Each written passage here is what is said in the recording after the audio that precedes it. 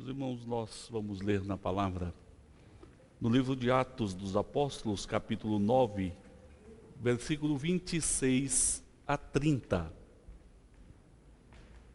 Atos 9, 26 a 30. A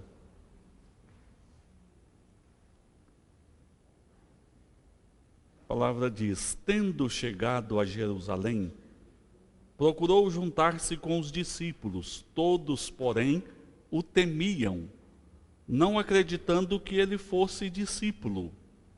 Mas Barnabé, tomando consigo, levou-os aos apóstolos e contou-lhes como ele vira o Senhor no caminho, e que este lhe falara, e como em Damasco pregara ousadamente em nome de Jesus. Estava com eles em Jerusalém, entrando e saindo, pregando ousadamente em nome do Senhor.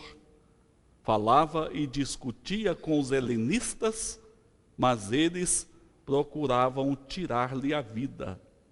Tendo, porém, isto chegado ao conhecimento dos irmãos, levaram-no até Cesareia e dali o enviaram para Tarso. Meus irmãos, nós iniciamos este culto lendo um texto bíblico que retrata o ato em que o Senhor Jesus chama os 12 discípulos. Meus irmãos, é do propósito de Deus que nós sejamos discípulos de Jesus. E mais que isso, não apenas que nós sejamos discípulos de Jesus, mas que nós sejamos também discipuladores, ou seja, que nós também trabalhemos para fazer discípulos de Jesus. É exatamente esta sequência que nós achamos nas Escrituras.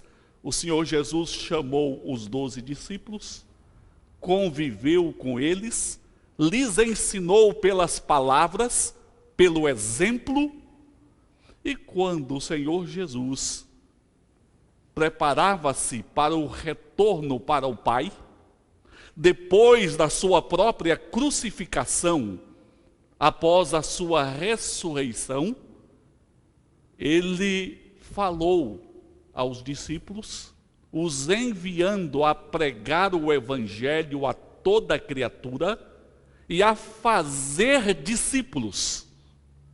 Portanto, os 12 se tornaram discípulos de Jesus porque conviveram com o Senhor, aprenderam com o Senhor. E depois desta experiência de convívio e de aprendizado com Jesus, eles foram enviados a fazer discípulos. Meus irmãos, nós que cremos no Senhor Jesus, devemos ser discípulos de Jesus e ao mesmo tempo fazer discípulos de Jesus. Você pode dizer que é um discípulo de Jesus? Você está fazendo discípulos para o Senhor Jesus? Vamos lembrar, irmãos, que um discípulo é aquele que segue. Você não faz discípulo seu para seguir a você. Você faz discípulo de Jesus, não é? Então, o discípulo é aquele que segue a Jesus, é aquele que imita a Jesus, é aquele que aprende com Jesus, é aquele que segue o modelo de Jesus. Portanto, o discípulo vai aprender a ser humilde como Jesus, justo como Jesus, perdoador a exemplo de Jesus, santo a exemplo de Jesus, alegre a exemplo de Jesus. Certamente nós temos muito a aprender com o Senhor Jesus. Meus irmãos, nós corremos 2 perigos quando nós falamos a respeito deste assunto. O primeiro deles é dizer: eu já sou crente, eu já sou convertido, já está tudo muito bom. Não está completo ainda. Aos convertidos lhes cabe serem discípulos do Senhor Jesus. Portanto, nós não podemos nos dar como satisfeitos apenas pela conversão, porque a conversão é um passo importante, mas um passo que deve seguir, sendo discípulos de Jesus. O outro perigo é dizer: não, eu sou discípulo de Jesus, eu procuro imitar a Jesus, eu procuro viver à semelhança de Jesus, porém, sem se preocupar com as pessoas à volta, sem se preocupar com o semelhante, sem se preocupar em fazer discípulos. E poderíamos até dizer que um terceiro perigo aqui é dizer: eu sou convertido, eu sou discípulo de Jesus, mas ao mesmo tempo me preocupar com todos os irmãos e não discipular ninguém. Preocupar com todos os irmãos, mas não dar uma atenção em especial a nenhum dos irmãos. Quando nós olhamos o exemplo do Senhor Jesus que eu mencionei, o Senhor Jesus procurou atender a todos, é verdade, não é? A judeus, a não judeus, a criancinhas, a mulheres, a homens, a multidão. Ele viu a multidão, se compadeceu da mesma, ele viu o paralítico, se compadeceu, ele viu o cego à beira do caminho, se compadeceu. Mas, irmãos, é indiscutível que o Senhor Jesus concentrou a atenção de forma especial nos 12. Levando os 12 consigo, dedicando um tempo maior de ensino aos 12, orando com os 12. Então, o que nós queremos nessa noite é chamar os irmãos para duas realidades. A primeira realidade é que nós precisamos ser discípulos de Jesus. A segunda realidade é que nós precisamos trabalhar fazendo discípulos de Jesus. E interessante, irmãos, o verdadeiro líder, ele deixa atrás de si outros líderes por ele formados.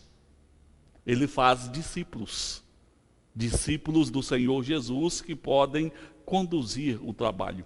Interessante que nós observamos na história e na própria história eclesiástica grandes servos de Deus, usados pelo Senhor, mas que acabaram tendo uma falha estratégica, porque se preocuparam com a multidão, mas não se preocuparam com a individualidade, com a formação de alguns discípulos e líderes. Nós poderíamos mencionar aqui o grande Spurgeon. Ninguém nega que Spurgeon foi um dos maiores evangelistas, um dos maiores pregadores, que arrastava multidões. O seu grande tabernáculo estava sempre cheio em Londres. Deixou sermões, comentários, materiais excelentes para nós. Mas depois da morte de Spurgeon, o seu grande tabernáculo ficou vazio, faltou sucessores. Não sei se todos os irmãos já ouviram falar daquele ministério, evangelismo explosivo. É um sistema de evangelização individual muito interessante, que tem sido um instrumento para o alcance de muitas pessoas. Meus irmãos, o pastor que desenvolveu este ministério foi um servo de Deus, grandemente usado pelo Senhor neste ministério, e muitas pessoas foram abençoadas com este ministério, mas contam aqueles mais chegados a ele, de que quando falavam com ele: olha, você precisa formar alguém para no futuro assumir o trabalho. Ele dizia: bom, depois a gente trata disso, vamos orar, depois a gente conversa a respeito disso. Ele veio a falecer. dentro de pouco tempo, a igreja dele, que era uma grande igreja, se reduziu apenas a 10% do que era. O Senhor Jesus, nós vemos, ele se preocupou com o todo, mas ele se preocupou em fazer discípulos também. Nós devemos preocupar, irmãos, com o todo, mas devemos preocupar em fazer dos nossos filhos discípulos do Senhor, em fazer dos nossos irmãos discípulos do Senhor. Então, seria muito interessante e cristão se você olhasse para alguém na igreja, orasse a Deus e tomasse aí, quem sabe, 1, 2, 3 pessoas e dissesse: eu vou me dedicar a estas pessoas para ajudá-las no caminho da fé. Quem estava nos cultos de domingo? Culto matutino, quem estava? Algumas pessoas. E o culto à noite, o culto vespertino, quem estava? Também várias pessoas. Eu não sei se os irmãos notaram o que eu notei. Meus irmãos, eu fico aqui do púlpito, orando a Deus, pensando na palavra que será pregada, especialmente quando nós estamos incumbidos da pregação, né, para passarmos a palavra de Deus com fidelidade. Mas fica aquele misto, né? Ficamos observando: olha, eu não estou vendo o irmão fulano, não estou vendo o irmão ciclano.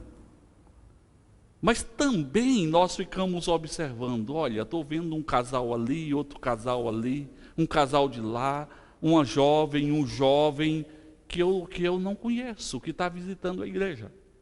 E nesse domingo passado, de forma especial, eu observei um número muito grande de visitantes na igreja. Eu não sei se alguém notou isso, principalmente no culto da noite. Muita gente visitando. Meus irmãos, nós estamos vivendo uma época, aliás, sempre nós deveríamos buscar as pessoas lá fora, irmos atrás, nas ruas, nas casas, anunciando o Evangelho e convidando as pessoas para a adoração, para o culto, para ouvirem a palavra de Deus. Mas nós estamos vivendo uma época, irmãos, que Deus está mandando as pessoas. Deus está mandando as pessoas uma após outra.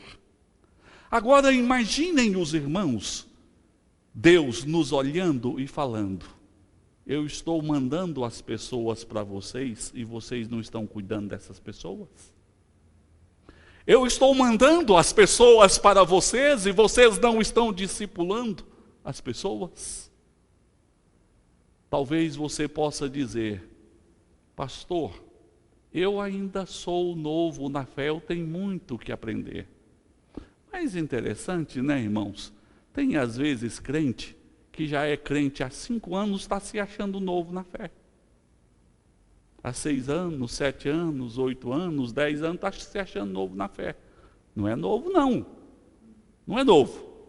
Se você me falar aí que você tem 1 mês na fé, eu vou concordar com você que você é um crente novo. Mas se você já tem aí 6 meses, 1 ano na fé, você já caminhou bastante, né? Se fôssemos somar quantos sermões que você já ouviu, quantas pregações, quantos estudos bíblicos, quantas escolas dominicais, quantas oportunidades de leitura da palavra, quantas orações, certamente você já recebeu muito alimento. Não precisa, irmãos, ter um domínio total da palavra de Deus para ser um discipulador, para ajudar outros.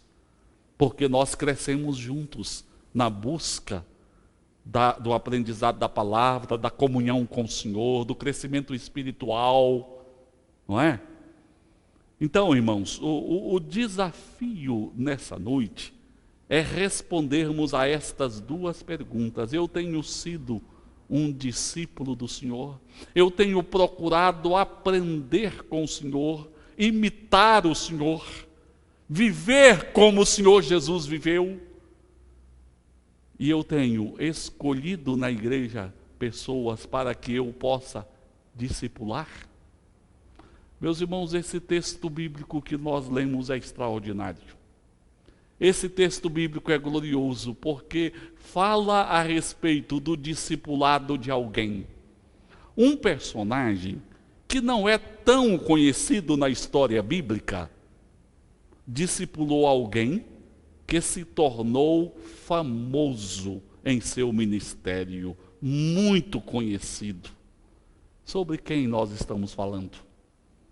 Nós estamos falando sobre um homem de Chipre, cujo nome era Barnabé, um personagem não tão conhecido, mas este personagem discipulou o apóstolo Paulo. O discípulo dele se tornou um homem tão abençoado, tão usado pelo Senhor, com um ministério glorioso. Eu estava em uma reunião do Supremo Concílio de nossa igreja, em Brasília, e nós saímos, não sei se foi para tirar uma foto do pessoal todos juntos, não me recordo exatamente, sei que eu caminhava ao lado de um pastor e começamos a conversar. E aquele pastor disse: eu hoje trabalho no norte do país, sou pastor no norte do país, mas na verdade a minha origem é de Uberlândia. Eu disse: pois é, eu sou lá de Uberaba, pertinho de Uberlândia. Uberaba, é verdade, uma cidade muito melhor que Uberlândia, né? Mas somos lá vizinhos, né? E conversa vai, conversa vem, né? Ele disse: olha, eu cresci lá em Uberlândia, eu era membro da terceira igreja presbiteriana de Uberlândia. Eu disse: pois é, eu tenho origem, familiares que frequentam a terceira igreja de Uberlândia. A minha mãe, já falecida, era membro da terceira igreja. E ele perguntou: qual o nome da sua mãe? Eu disse: o nome da minha mãe era Dona Cândida. E ele assustou e disse: não é possível. Por quê?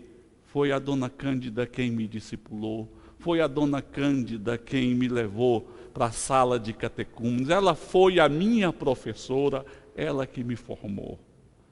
E interessante, irmãos, um aspecto da minha mãe, quando ela faleceu exatamente no ano que eu cheguei aqui em Uberaba. Deus tem os propósitos dele, né? Eu saí de casa, era muito novo ainda. E ficamos longe da família, então nós não participávamos muito da vida familiar, porque naquelas datas especiais, sempre nós estávamos comprometidos com a igreja. E eu disse: agora eu estou indo para Uberaba, vai ficar pertinho de Uberlândia. Quando for o dia das mães, dá para almoçar lá com a minha mãe e voltar para Uberaba. Fim de ano, passagem de ano. O fato é, irmãos, que nós chegamos aqui em Uberaba no fim do mês de janeiro, início de fevereiro. Assumimos a igreja no início de fevereiro. Minha mãe estava muito bem, ela tinha que fazer uma pequena intervenção cirúrgica, parecia algo muito simples.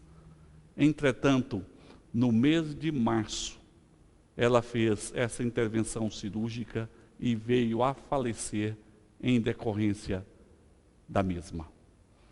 Deus tem os propósitos dele, nós sempre precisamos compreender isso. Que Deus está na direção da nossa vida, tem sempre o melhor para os servos dele. Quando nós entendemos isto, ótimo, entendemos o porquê de tudo, ótimo. Quando nós não entendemos, nós sabemos que Deus é bom e ele está cuidando de cada um de nós. Mas o fato é que algo me chamou a atenção lá no funeral de minha mãe. A gente olhava, porque ela já estava com 84 anos, a pessoa mais idosa assim, geralmente o funeral fica mais vazio, algumas pessoas mais idosas, né? Mas algo que me chamou a atenção é que lá estava cheio de crianças, de adolescentes, de jovens, de pessoas de todas as idades. Porque ela tinha um cuidado de evangelizar e de discipular a todos. ela partiu, mas os discípulos ficaram aí. Posteriormente, a minha irmã me passou o livrinho que ela usava nas aulas, preparando o pessoal para o batismo, e ela disse o seguinte, que ela não queria fazer a cirurgia antes de começar a nova turma que seria preparada para o batismo. Depois eu recebi, ela ministrou a aula no domingo e internou na segunda para fazer a cirurgia e faleceu na quarta. E eu recebi depois a lista com a matrícula de todos os alunos que ela fez no domingo. Mas deixou os discípulos. Meus irmãos, o dia que Deus vai chamar a cada um de nós, Ele já tem determinado. O importante é que hoje nós saibamos ser discípulos de Jesus e nós saibamos também discipular outros. Deixar discípulos do Senhor Jesus é a grande bênção. Nós podemos ser instrumento de grande bênção para a vida da igreja, para as famílias e para o mundo, quando nós deixamos discípulos do Senhor Jesus. Tem gente deixando discípulos para o tráfico, discípulos para a violência, discípulos para o mal. O Senhor Jesus nos envia e nos chama a sermos discípulos dele e a fazermos discípulos. Fazermos discípulos. E Barnabé, ele fez discípulo. Então, eu quero fazer algumas breves considerações aqui. Primeiro, vamos ver este relacionamento entre a conversão e o discipulado. Eu já adiantei para os irmãos que a pessoa convertida não chegou ao fim de sua missão. A conversão é apenas uma etapa, é um primeiro passo. Após a conversão, nós temos toda uma caminhada com Jesus, uma caminhada no discipulado, no aprendizado, no relacionamento com Jesus, no aperfeiçoamento de nossa fé. Portanto, se o irmão é convertido, glória a Deus por isso. Mas saiba, precisamos ser discípulos de Jesus e precisamos fazer discípulos de Jesus.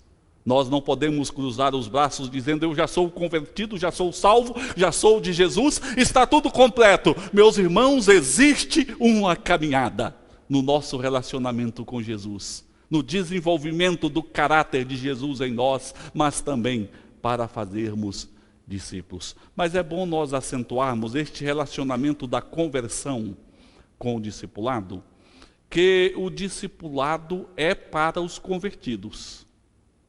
Não tem como alguém que não tenha a experiência da conversão ser um discípulo de Jesus. Se ele não nasceu de novo, se ele não foi reconciliado com Deus, como que ele vai ser um discípulo de Jesus? Como que a natureza e o caráter de Jesus vão ser informados dele se ele ainda não é convertido? Então, o primeiro passo é mesmo a conversão. Só que não para na conversão. Há toda uma sequência, uma construção que se desenvolve pós-conversão. Então, primeiro, é preciso você se certificar de que você é convertido. Coração arrependido, contrito, fé no Senhor Jesus como seu Salvador, único Salvador de sua vida, não é? Compromisso estabelecido com o Senhor, não é? A evidência diante da igreja desta conversão e desta aliança com Deus é o batismo, não é? Mas é verdade que pessoas também se batizam sem essa experiência, então é preciso uma experiência real, sincera e verdadeira, e o sinal do batismo, né, como sinal desse compromisso seu. Então é preciso você se certificar da sua própria conversão. Segundo lugar, quando você se aproximar de algum irmão para trabalhar e acompanhá-lo no discipulado, é importante você também se certificar se realmente ele já tem Cristo. Será que ele já recebeu Cristo como Salvador? Será que já existiu conversão nele? Para que você não esteja querendo discipular uma pessoa não convertida. Alguém até usou uma ilustração, às vezes um pouquinho pesada, mas que ilustra esse fato. Quando diz o seguinte: você pode pegar um porquinho, levar para sua casa como um animal de estimação, e tem muita gente fazendo isso, né?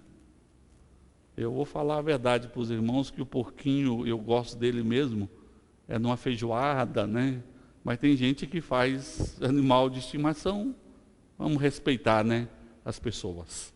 Mas o fato é, você pode pegar um porquinho, você pode dar um banho nele, você pode colocar um talquinho nele, você pode passar um perfuminho ali na orelha dele, e você pode dizer: não, esse porquinho é lindo, esse porquinho é maravilhoso, esse porquinho é cheiroso, este porquinho é diferente dos outros, porque os outros fedem e se cheiram.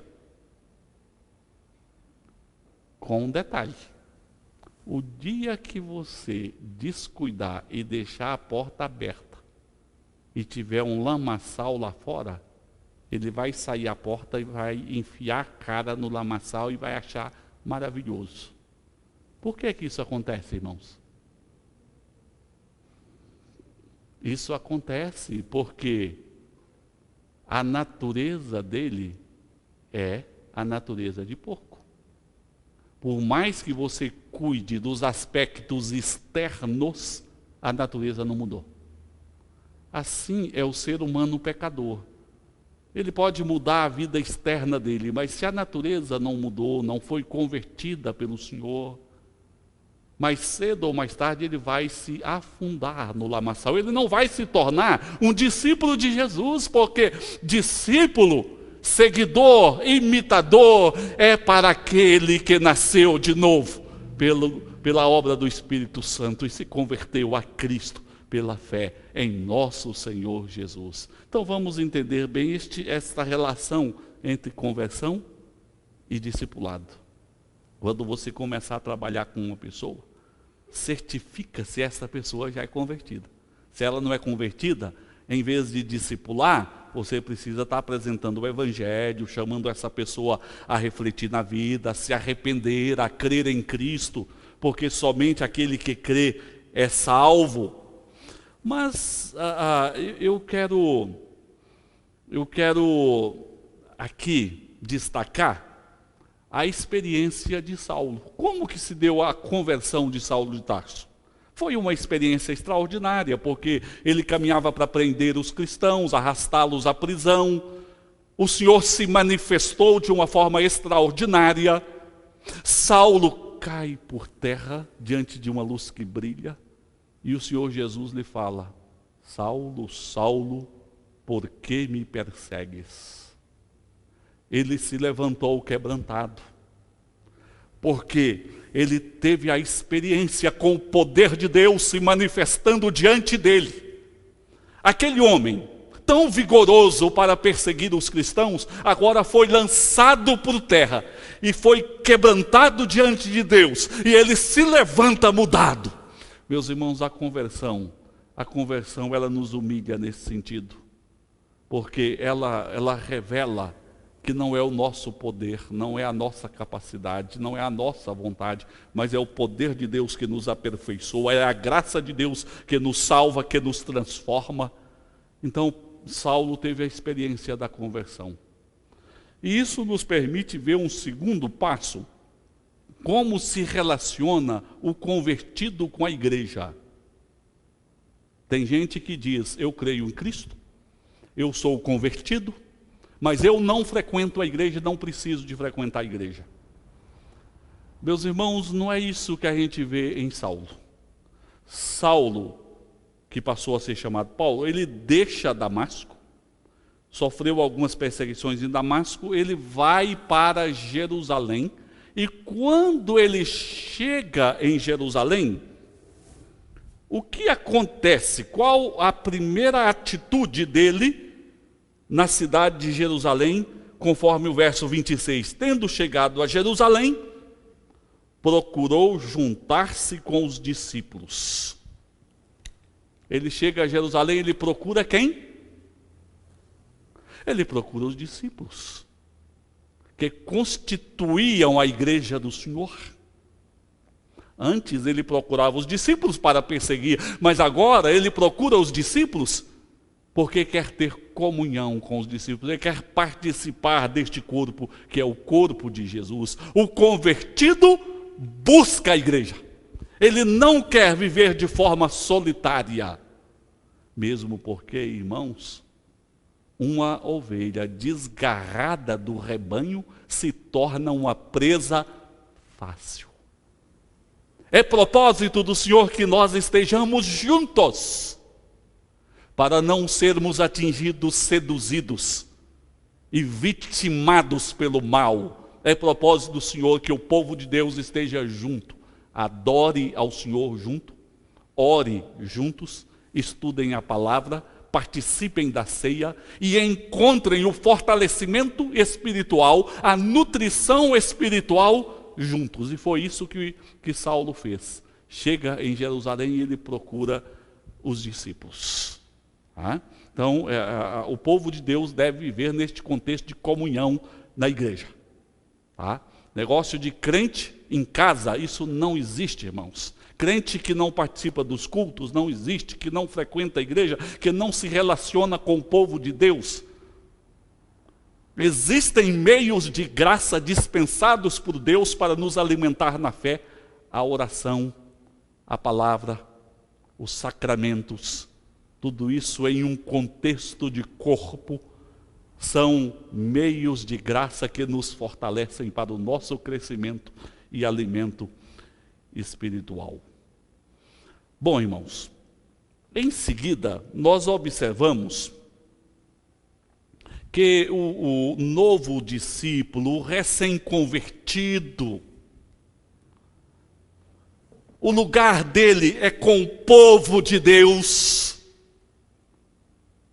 Mas às vezes ele sofre alguma desconfiança.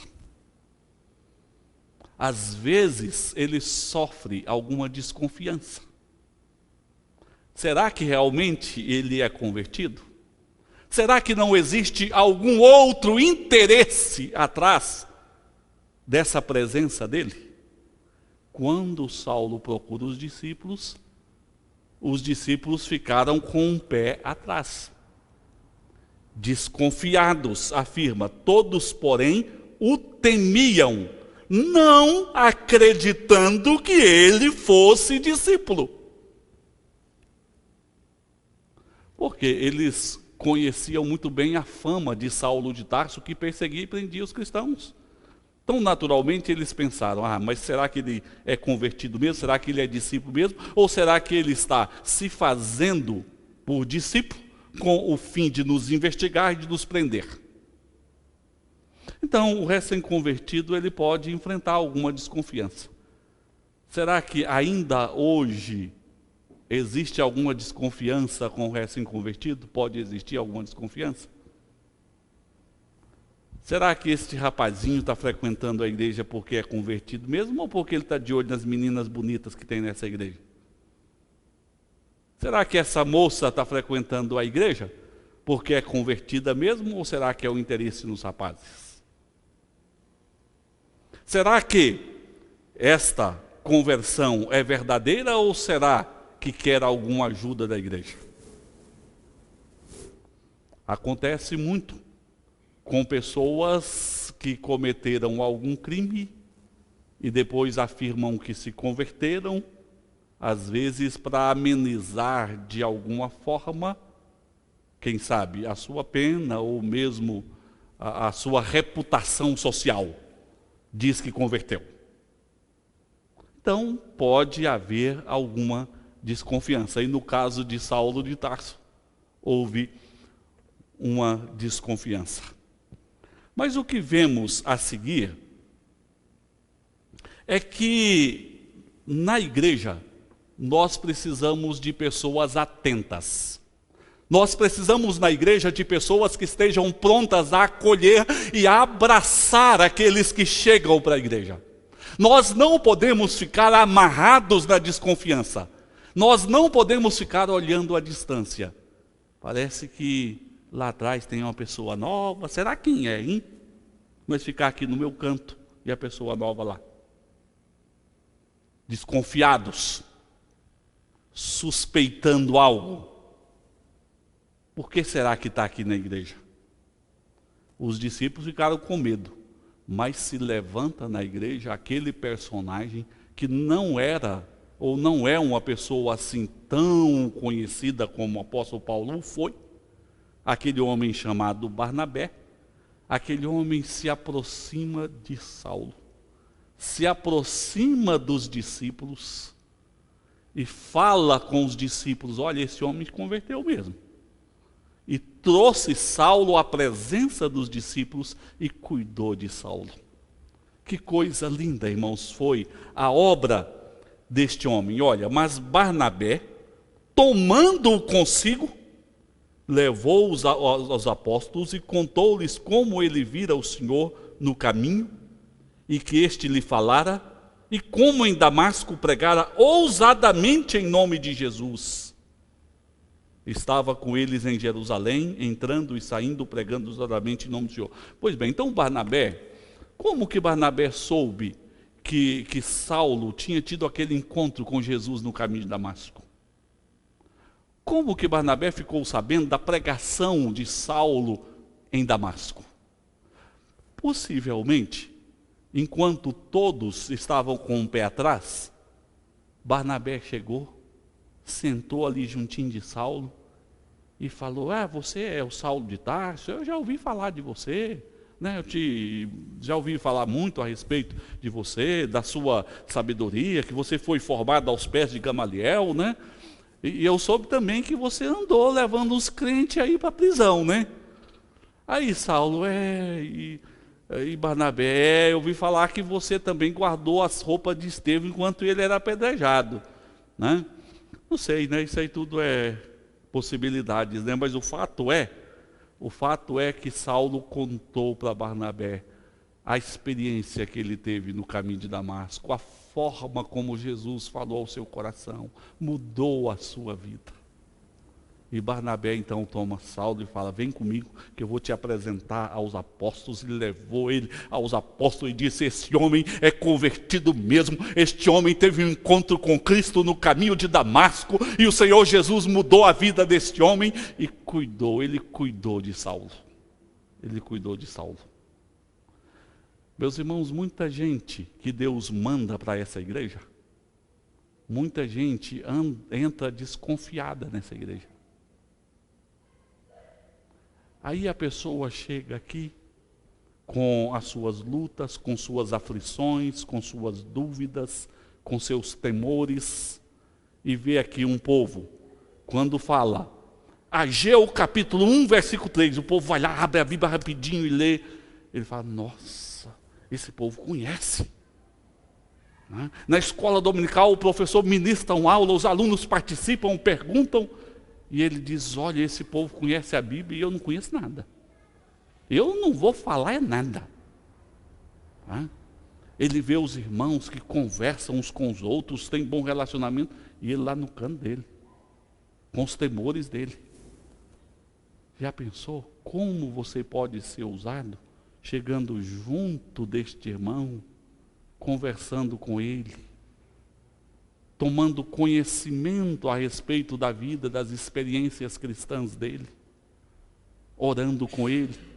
Aí depois você marca uma visitinha, você chama ele na sua casa, fala: você podia chamar a sua família e almoçar comigo no domingo?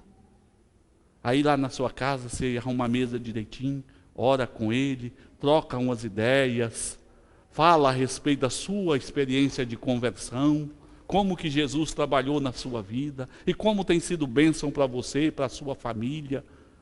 Aí eu vou te dizer uma coisa: da próxima vez que aquele irmão vier na igreja, quem é que ele vai procurar correndo? Ele vai procurar você. Ele tem uma referência na igreja, vai se sentir seguro, não é? Nas dúvidas dele. Isso é discipular, irmãos. Isso é discipular. É cuidar da pessoa. Às vezes você pensa que você precisa saber a Bíblia de cor para discipular. Você precisa ter um bom coração para discipular, um coração amoroso e atencioso para discipular. E não importa se você é um Barnabé e se a pessoa que você discipula se torna o grande apóstolo Paulo. Aí você pode dizer, é necessário que ele cresça e que eu diminua.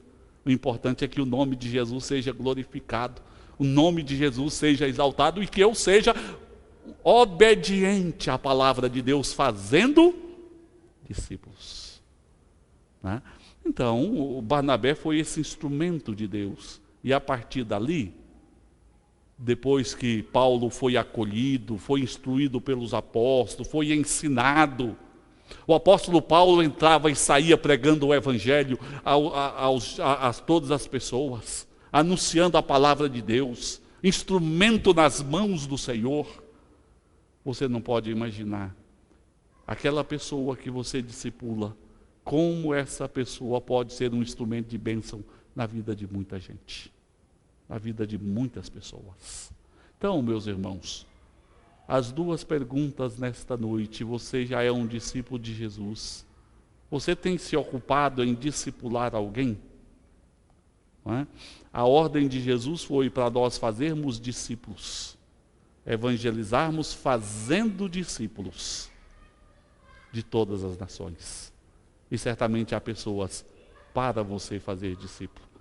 Então, ore a Deus e observe na igreja as pessoas que precisam ser discipuladas. Busque alguém para você discipular, estabelecendo amizade, incentivando e repartindo a experiência de fé.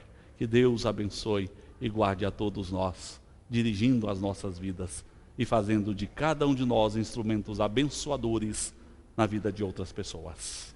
Amém? Pois é, irmãos, nós vamos orar, encerrando, né, o culto dessa noite. Tem mais um hino aí, né? É o hino 113, que vai nos mostrar que existe um amigo, e este amigo nosso é Jesus. Vamos cantar o 113, depois a gente ora. Hino 113. Em pé cantemos.